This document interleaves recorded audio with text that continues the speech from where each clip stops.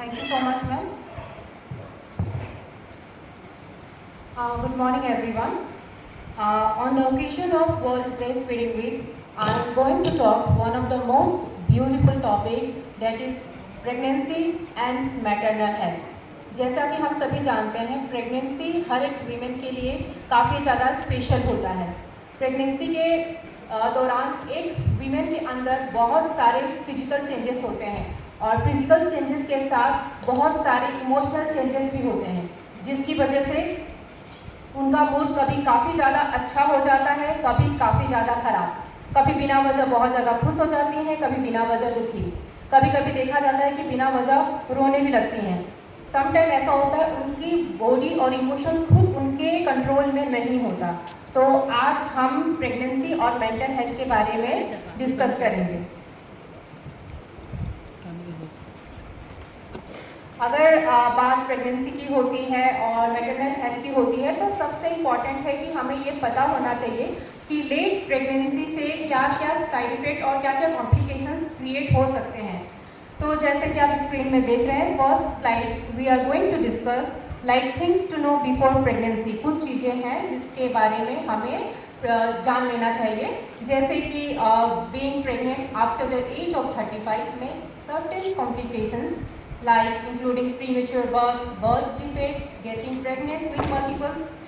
Women older than 35 may have trouble getting pregnant, and if this happen to you, talk to your healthcare provider.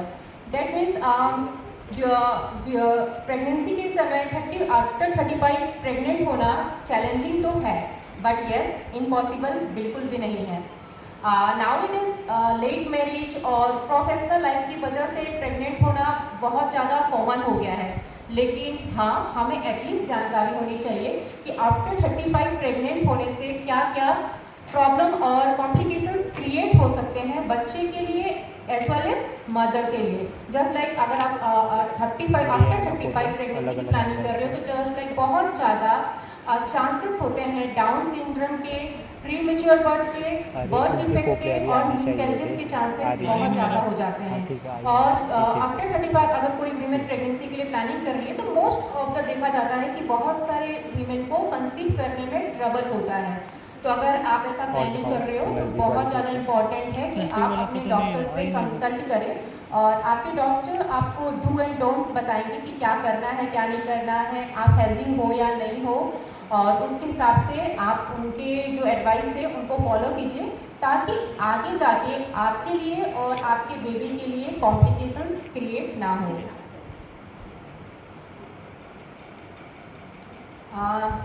Next is when to start family. Family start करने के लिए सबसे important है कि कुछ planning होनी चाहिए, क्योंकि अदरवाइज बिना प्लानिंग के बजाय बहुत सारे प्रॉब्लम्स क्रिएट हो जाते हैं फैमिली में, कपल्स के बीच में। तो अगर बेबी की प्लानिंग हो रही है, तो उसके लिए कुछ अच्छा प्लानिंग होना चाहिए, जैसे कि नेक्स्ट स्लाइड में आप देख सकते हैं, like when you are emotionally mature and stable. Like after pregnancy बहुत सारे इमोशनल चेंजेस होते हैं लेडी के अंदर, जैसे कि थोड़ा देर पहले ही मैंने बताया था, बिना वजह उनका मूड काफ़ी ज़्यादा अच्छा हो जाता है, कभी काफ़ी ज़्यादा बुरा, मतलब बात बात में मूड स्विंग्स होते रहते हैं। प्लस वेल्थ जो हमारा हेल्थ है, हेल्थ में चेंजेस आता है, वेट गेन होने लगता है, जिसकी वजह से बहुत ज़्यादा इरिटेशन होती है लेडी के अंदर, बहुत सारे मतलब इमोशनल चेंजेस होते हैं। तो वो चीज़ें वो अडॉप्ट समटाइम बहुत सारी लेडी अडॉप्ट नहीं कर पाती हैं, जिसकी वजह से स्ट्रेस में वो चली जाती है। इसीलिए इमोशनल स्टेबिलिटी बहुत ज़्यादा इम्पॉर्टेंट है। अगर आप प्रेगनेंसी की प्लानिंग कर रहे हो, तो आप ये भी देखो कि आप इमोशनल स्टेबल हो या नहीं। Next is when you and your partner is ready. Like जब भी बेबी की प्लानिंग होती है, तो बहुत इम्पॉर्टेंट है आप और आपके पार्टनर बैठकर इस बारे में खुलकर बात करें कि आप मेंटली तौर पर प्रिपेयर हो बेबी के लिए, क्योंकि बेबी आने के बाद बहुत चीज़ें आपको अपनी लाइफ में एक्सेप्ट करनी पड़ेंगी और बहुत चीज़ें छोड़नी पड़ेंगी। जो अभी आपका लाइफस्टाइल है, बेबी के आने के बाद टोटली लाइफस्टाइल डिफरेंट हो जाएगा। तो इसलिए ये कन्वर्सेशन पार्ट कपल्स के बीच में बहुत ज़्यादा इम्पॉर्टेंट है। आप कन्वर्सेशन में एक दूसरे की हेल्प कीजिए, खुलकर डिस्कस कीजिए कि क्या करना है, क्या नहीं करना है, कितने आप मेंटली तौर पर प्रिपेयर हो।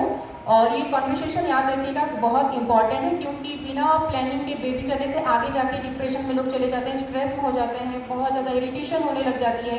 तो इसीलिए आपको इस विषय में खुलकर बात करनी चाहिए एक दूसरे से। Next is when you are financially independent. ये पॉइंट सबसे ज़्यादा इम्पॉर्टेंट है कह सकते हैं, क्योंकि from the first day of your pregnancy आपके मेडिकल चेकअप से स्टार्ट हो जाएंगे। उसके बाद डॉक्टर्स आपको बहुत सारे टेस्ट बोलेंगे, आपको वो टेस्ट करवाना पड़ेगा। इसके अलावा भी अनदर अनप्लान्ड खर्चे होंगे ही, डिलीवरी के समय पे बहुत सारे खर्चे होंगे, और यस बेबी आने के बाद तो खर्च होने ही है। तो बहुत सारे फाइनेंशियली बहुत ज़्यादा खर्च हो जाता है, जिसकी वजह से बहुत ज़्यादा लोग प्रिपेयर नहीं रहते हैं। तो इसीलिए आपको अपना फाइनेंशियल स्टेबिलिटी भी देखना चाहिए कि आप फाइनेंशियली रेडी हो या नहीं हो।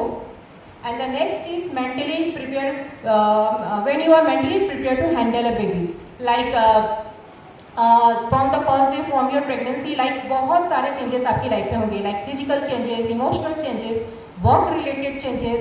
अगर आप वर्किंग हो तो आपके वर्किंग को कुछ समय के लिए ड्रॉप करना पड़ेगा, मैटरनिटी लीव लेनी पड़ेगी, लाइफस्टाइल टोटली डिफरेंट हो जाएंगे। आपकी जो आदतें हैं वो आपको कुछ ना कुछ आदतें चेंज करनी पड़ेगी, कुछ आदतें न्यू आदतें अडॉप्ट करनी पड़ेंगी। तो वो मेंटली प्रिपरेशन आपको देखना पड़ेगा कि आप मेंटली तौर पर रेडी हो या नहीं हो। And the last one is when you are physically healthy. एक हेल्दी मदर ही हेल्दी बेबी को जन्म देती है, तो मदर का हेल्दी रहना बहुत ज़्यादा और सबसे ज़्यादा इम्पॉर्टेंट है। तो इसके लिए आप अपने डॉक्टर से कंसल्ट करा सकते हैं, और डॉक्टर सारे पैरामीटर देखकर आपको बेटर गाइड करेंगे कि यू आर हेल्दी और नॉट। और डॉक्टर जो आपको बोलेंगे आपको वो फॉलो करना है, और आफ्टर सारे सजेशन के बाद यू कैन गो अहेड, और उसके बाद आपको उतना दिक्कतें नहीं आएगी अगर आप ये सारे प्लानिंग कर आगे बढ़ते हैं। तो steps to take before you get pregnant. अगर अपनी प्रेगनेंसी की प्लानिंग कर लिया है और आप रेडी हो मेंटली तौर पर, तो आपको कुछ स्टेप्स फॉलो करने चाहिए, ताकि जो फ्यूचर में आने वाले बेबी के लिए, मदर के लिए प्लस फैमिली के लिए कोई प्रॉब्लम क्रिएट ना हो। The first one is consult a doctor. Doctor से कंसल्ट कराना इसलिए इम्पॉर्टेंट है क्योंकि अगर आपके और आपके हस्बैंड में किसी भी प्रकार का प्रॉब्लम है तो प्लीज़ डॉक्टर के पास जाइए और कंसल्ट कराइए।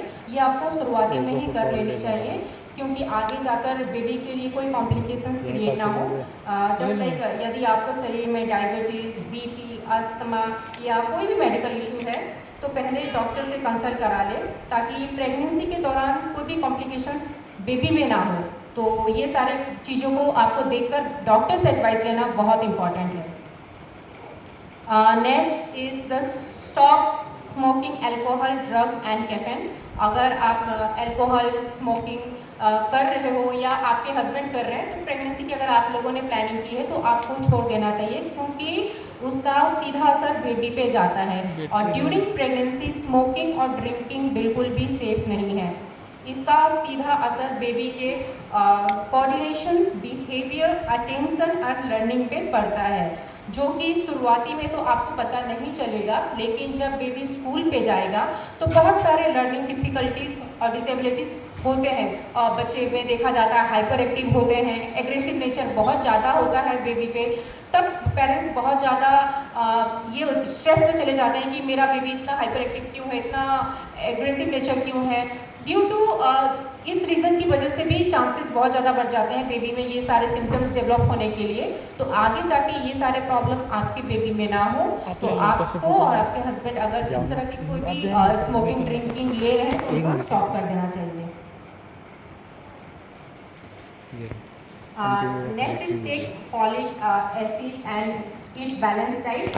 मदर का हेल्दी रहना बहुत इंपॉर्टेंट है, जैसे कि मैंने स्टार्टिंग में ही बोला, क्योंकि आप हेल्दी नहीं रहोगे तो डेफिनेटली जाहिर सी बात है बेबी भी हेल्दी नहीं होगा।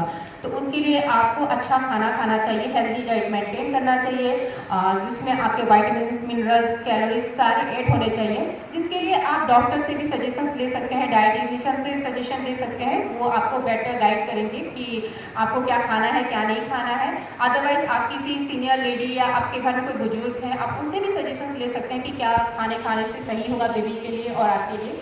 तो आपको माइंड में ये सेटअप होना चाहिए कि आपका न्यूट्रिशन प्रॉपर हो तभी बेबी हेल्दी होगा।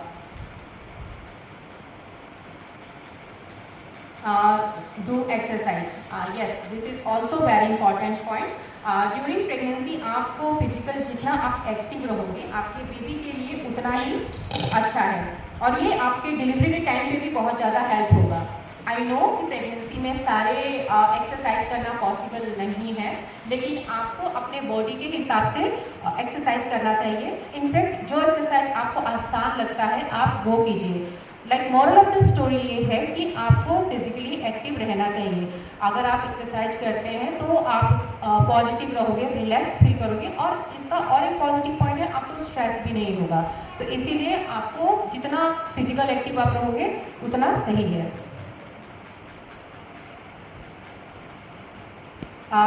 Next is relax and take stress less and plus get a good sleep. During pregnancy ज़्यादा स्ट्रेस लेने से मदर का बीपी बढ़ जाता है, जिससे मिसकैरेजेस के चांसेस बहुत ज़्यादा बढ़ जाते हैं। इनफैक्ट मदर के ज़्यादा स्ट्रेस लेने से उसका सीधा असर बेबी के इम्यून सिस्टम पे पड़ता है। आप दुखी रहोगे, बेबी पे डायरेक्ट असर पड़ेगा, और बेबी भी वैसा ही आगे जाके बेबी में देखा जाएगा, प्रॉब्लम्स क्रिएट होंगे। तो ड्यूरिंग प्रेगनेंसी मदर का हैप्पी रहना बहुत ज़्यादा इंपॉर्टेंट है। आप जितना खुश रहोगे उतना अच्छा है। तो जाहिर सी बात है स्ट्रेस कम लीजिए। हम ये नहीं बोल सकते कि स्ट्रेस मत लीजिए, क्योंकि स्ट्रेस लाइफ का पार्ट है। वो हैप्पीनेस आई है तो सैडनेस आएंगे, सैडनेस आई है तो हैप्पीनेस आएंगे, और स्ट्रेस तो होना ही है, इसे आप रोक नहीं सकते हो। लेकिन यस, मैं ये कहूँगी कि इतना मेंटली स्ट्रांग बनो कि अगर आपको स्ट्रेस भी हो रहा है तो आप उसे हैंडल कर पाओ। आप एक चीज़ लेके बैठे मत रहो, सोचते मत रहो, क्योंकि स्ट्रेस तभी होता है जब हम एक किसी टॉपिक को लेके और एक किसी इवेंट को लेके पकड़ कर पूरा दिन बैठ जाते हैं और उसके बारे में कंटिन्यू सोचते रहते हैं, चाहे वो घर पे हो या काम करते हो या सोते वक्त हो। उससे क्या होता है, हमारा पूरा मेंटल हेल्थ डिस्टर्ब हो जाता है, और उसका और एक सीधा असर पड़ता है, हम खाना नहीं खाते हैं, भूख नहीं लगता, नींद नहीं आती है, और ये साइकिल चलते रहेगा। आप स्ट्रेस लोगे, नींद नहीं आएगी, नींद नहीं आएगी तो स्ट्रेस लेते रहोगे। तो ये साइकिल दोनों रिलेटेड है, दोनों साइकिल चलता रहेगा। तो इसलिए इम्पॉर्टेंट ये है कि आप स्ट्रेस कम लो, और स्ट्रेस हो भी रहा है तो उसे वहीं इसी जगह पे ख़त्म कीजिए। इतना डीपली उसको लेके आगे तक जाने की ज़रूरत नहीं है, क्योंकि आपको ये याद रखना है कि आपके बेबी के लिए ये बिल्कुल भी सही नहीं है। Reach your healthy weight. Like heavy weight होना भी प्रेगनेंसी के समय में अच्छा नहीं है, और अंडर वेट भी होना सही नहीं है। आपको एक आइडियल वेट मेंटेन करना है, जिसके लिए आप डॉक्टर से अपना कंसल्टेशन ले सकते हैं। वो आपको बेटर गाइड कर सकते हैं कि कितना वेट आपका होना चाहिए। तो आप अपने वेट को मेंटेन करके रखिए। And next one, hydrate yourself. आपको अपने आप को हाइड्रेट रखना है, पानी पीते रहना है। ये आपके लिए और आपके बेबी के लिए, दोनों के लिए बहुत ही ज़्यादा इम्पॉर्टेंट है। अभी हम बात करेंगे ड्यूरिंग प्रेगनेंसी का, कि अगर आप प्रेग्नेंट हो तो उस समय किन किन चीज़ों को फॉलो करना बहुत इंपॉर्टेंट है। ये बहुत ज़रूरी भी है, और अटेंशन देने की भी बात है कि जब प्रेगनेंसी की बात आती है तो हम मेंटल हेल्थ को पूरा इग्नोर कर देते हैं, और हमारा पूरा फोकस फिजिकल हेल्थ में जाता है, जिसकी वजह से आगे जाके मदर डिप्रेशन और एंजाइटी से सफ़र करती है। ड्यूरिंग प्रेगनेंसी वीमेन के अंदर बहुत सारे मिक्स फीलिंग आते हैं, and yes, not all of them are good. अगर आप constantly same feeling more than a week और मंथ से सफ़र कर रहे हैं तो ये सही नहीं है। जैसे आप स्क्रीन में देख सकते हैं, अगर आप कॉन्स्टेंटली वरी और सैड फील कर रहे हो लाइक 2 वीक से ज़्यादा और 1 महीने से, लाइक आपको नेगेटिव थॉट्स बहुत ज़्यादा आ रहे हैं जो आपके डे टू डे एक्टिविटीज़ को परेशान कर रहे हैं। 1-2 बार नेगेटिव थॉट्स आना कॉमन है, लेकिन आपको कांस्टेंट आ रहा है, जिसकी वजह से आप अपना नॉर्मल काम नहीं कर पा रहे हो, और आप लाइक बहुत दिन भर एंसियस हैं और वरी हैं बिना किसी अपरेंट रीज़न के, पैनिक अटैक आपको आ रहा है। तो अगर ये सारी चीज़ें आपको हो रही है कपल ऑफ मंथ से, तो बहुत इंपॉर्टेंट है आप अपने डॉक्टर या साइकोलॉजिस्ट से कंसल्ट करें, उनको बताएं कि आप कैसा फील कर रहे हो। जितनी जल्दी आप ट्रीटमेंट लोगे उतनी जल्दी आप अच्छा फील करोगे। तो ये बहुत इंपॉर्टेंट है कि आपको अपने मेंटल हेल्थ को बिल्कुल भी इग्नोर नहीं करना है। Tips for managing your mental health well-being during pregnancy. Like first one is don't expect too much for yourself. Be realistic what you can do and rest you need to do. Like pregnancy के दौरान हम women अपने आप को दूसरे lady से बहुत ज़्यादा कंपेयर करने लग जाते हैं कि उनके समय में ऐसा हुआ था, मेरे समय में ऐसा क्यों नहीं हो रहा है। आपको अपने आप को कंपेयर बिल्कुल नहीं करना है। आप जो कर रहे हो बेस्ट हो, और इस ज़्यादा आपको सोचना नहीं है। आप अपने बस अपने हेल्दी डाइट का मेंटेन रखिए और मेंटल हेल्थ को सही रखिए। बाकी आपको इतना सोचने की जरूरत नहीं है। Next is spend time with your people home you feel good. Like जिसके साथ आपको रहकर अच्छा फील हो रहा है, may be your husband, friend, family member, आप उनके साथ टाइम स्पेंड कीजिए। उससे आपको मेंटल हेल्थ इतना आपको सही रहेगा, आप अच्छा फील करोगे। Talk to your partners and someone else. इसके बारे में जो हमने ऑलरेडी डिस्कस कर लिया है। अगर आपको अच्छा फील नहीं हो रहा है तो अपने हस्बैंड से खुलकर बात कीजिए, अपने फ्रेंड से बताइए, अपने घर में कोई बुजुर्ग है उसके साथ डिस्कस कीजिए कि आपको कैसा फील हो रहा है।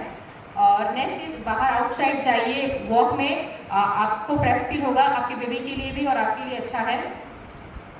Do one special thing for your self. Like कुछ भी करके जो आपको अच्छा लगता है वो कीजिए। आप किसी को स्पिरिचुअल बुक पढ़ के अच्छा लगेगा, किसी को वॉक करके अच्छा लगेगा, आपको जो अच्छा लगता है आप वो कीजिए, आपके मेंटल हेल्थ के लिए वो सही है। नेक्स्ट इज आपको रिलैक्सेशन टेक्निक करते रहना चाहिए। रिलैक्सेशन टेक्निक में मैं बेटर सजेस्ट करूंगी कि आपको ब्रीथिंग एक्सरसाइज करते रहना चाहिए प्रेगनेंसी के टाइम पे, जो बेबी और आपके दोनों के लिए अच्छा है। और खुद से पॉजिटिव टॉक करते रहना चाहिए, क्योंकि समटाइम प्रेगनेंसी में लेडी बहुत ज़्यादा नेगेटिव टॉक करने लग जाती है कि पता नहीं बेबी कैसा होगा, अच्छा होगा या नहीं होगा, मेरे साथ ऐसा नहीं हो रहा है। बहुत सारे नेगेटिव स्टेटमेंट बोल कर खुद को स्ट्रेस में और डिप्रेशन में डाल देते हैं। तो ये आपको बिल्कुल भी नहीं करना है। आपको खुद से पॉजिटिव रहना है और खुद को पॉजिटिव बोलते रहना है। कुछ डू डोंट्स है जो आपको फॉलो करना है। लाइक मैंने पहले डिस्कस कर लिया है। अगर आपको स्ट्रेस फील हो रहा है तो आप अपने फैमिली मेम्बर से या डॉक्टर से बात करें, ब्रीथिंग एक्सरसाइज करते रहें और फिजिकली एक्टिव रहें। वो आपके बेबी के लिए, दोनों के लिए बहुत इंपॉर्टेंट है। और एक हेल्दी डाइट मेंटेन कीजिए। डोंट्स में आपका ये है कि अपने आप को आपको किसी और के साथ कंपेयर बिल्कुल नहीं करना है कि उस लेडी के साथ ऐसा हो रहा था और मेरे साथ ये सब चीज़ें नहीं हो रही हैं। आप जो कर रहे हो बिल्कुल सही है। हर किसी का बॉडी अलग होता है, तो आपको किसी के साथ अपने मेंटल हेल्थ को कंपेयर नहीं करना है। अपने जो भी प्रॉब्लम हो रहा है उसको बताने से आप हिचकिचिए मत। आप अपने डॉक्टर से, अपने फ्रेंड से अपने मेंटल हेल्थ के बारे में खुल के डिस्कस कीजिए। और अगर आपको स्ट्रेस हो रहा है तो आप अल्कोहल का यूज़ बिल्कुल मत कीजिए या स्मोकिंग का। इससे स्ट्रेस खत्म तो नहीं होगा, उल्टा ज़्यादा कॉम्प्लिकेटेड हो जाएगा प्रॉब्लम। तो इस सब चीज़ों से बचिए। और लास्ट इज आफ्टर प्रेगनेंसी कुछ चीज़ों का ख्याल रखना बहुत इंपॉर्टेंट है। जैसे कि first one is breast feeding. जैसा कि हम सभी को पता है ब्रेस्ट फीडिंग वीक चल रहा है, तो आफ्टर प्रेगनेंसी ब्रेस्ट फीडिंग पे बहुत इंपॉर्टेंस देना है। जैसे ड्यूरिंग प्रेगनेंसी और डिलीवरी के 1 घंटे बाद ही बेबी को माँ का दूध देना चाहिए, जो कि बहुत ज़्यादा इंपॉर्टेंट है। ब्रेस्ट फीडिंग की तैयारी जब बेबी पेट में है हमें तब से कर देनी चाहिए, लेकिन हमारा पूरा फोकस रहता है कि डिलीवरी कैसा होगा, बेबी कैसा होगा। हमारा फोकस ब्रेस्ट फीडिंग में जाता ही नहीं है। ब्रेस्ट फीडिंग अच्छा होने के लिए पूरे 9 महीने माँ का डाइट अच्छा होना चाहिए। उसमें vitamins, calories requirement, iron, calcium अच्छी होनी चाहिए। इसके अलावा भी प्रेगनेंसी के बाद भी माँ का डाइट अच्छा होना चाहिए। ब्रेस्ट फीडिंग से माँ को भी फायदा होता है। लाइक ब्रेस्ट फीडिंग से माँ और बेबी दोनों का बॉन्ड स्ट्रांग होता है। ब्रेस्ट फीडिंग सभी को पता है इजी है, खरीदना नहीं पड़ता, स्टोर नहीं करना पड़ता, बहुत गर्म नहीं करना पड़ता और बेबी के लिए काफ़ी ज़्यादा ये अच्छा है। लाइक फ़ायदेमंद है। इससे बेबी स्ट्रांग बनते हैं, इंटेलिजेंट होते हैं और इजीली अवेलेबल भी है ये चीज़ें। और बहुत इम्पॉर्टेंट ये पॉइंट है कि आफ्टर प्रेगनेंसी 9 महीने तक हमें माँ का दूध ही बेबी को देना चाहिए। और next is get plenty of rest. Mother के लिए है ये बेसिकली कि बहुत इंपॉर्टेंट है आप रेस्ट लीजिए, क्योंकि आप रेस्ट नहीं लोगे तो आप स्ट्रेस फील करोगे, फिर आप बेबी को देख नहीं पाओगे। तो बेबी के हेल्थ के साथ साथ मदर का हेल्थ भी बहुत इंपॉर्टेंट है, तो आपको बहुत रेस्ट लेने की ज़रूरत है। Next seek for help. अगर जैसे मैंने स्टार्टिंग में बोला, अगर आपको थोड़ा सा भी स्ट्रेस हो रहा है, सैड फील हो रहा है, अच्छा फील नहीं हो रहा है, तो खुलकर बातें कीजिए। बहुत सारी लेडी अपनी प्रॉब्लम को खुल के डिस्कस नहीं करती हैं। वो सोचती हैं कि अगर हम अपने हस्बैंड को बताएंगे तो वो स्ट्रेस में हो जाएंगे, फैमिली मेम्बर को बताएंगे तो वो स्ट्रेस में चले जाएंगे और वो खुद सफ़र करती हैं। ये सही नहीं है। आप अपने मेंटल हेल्थ के बारे में खुल के बात कीजिए जिसके साथ आप फ्री हैं। और ईट हेल्दी मील। आपको हेल्दी खाना खाना है। आप हेल्दी रहोगे तभी आपका बेबी हेल्दी रहेगा, आपका मेंटल हेल्थ हेल्दी रहेगा और सब हेल्दी रहेगा। तो ये चीज़ें हैं जो आपको बेसिकली फॉलो करना है अपने लाइफस्टाइल में during the time of pregnancy. Thank you so much. अगर किसी को कुछ पूछना है तो वो पूछ सकते हैं। आपको भी किसी को भी कोई डाउट है या यू वांट टू क्लैरिफाई, कुछ और जानकारी चाहिए तो प्लीज फील फ्री, है ना। आप अभी आराम से खड़े होकर जो पूछ लीजिए कि वो क्लैरिफाई हो डाउट, अगर कुछ भी है जो आप जानना चाहते हैं तो जिससे कोई शंका हो। किसी को कुछ पूछना है?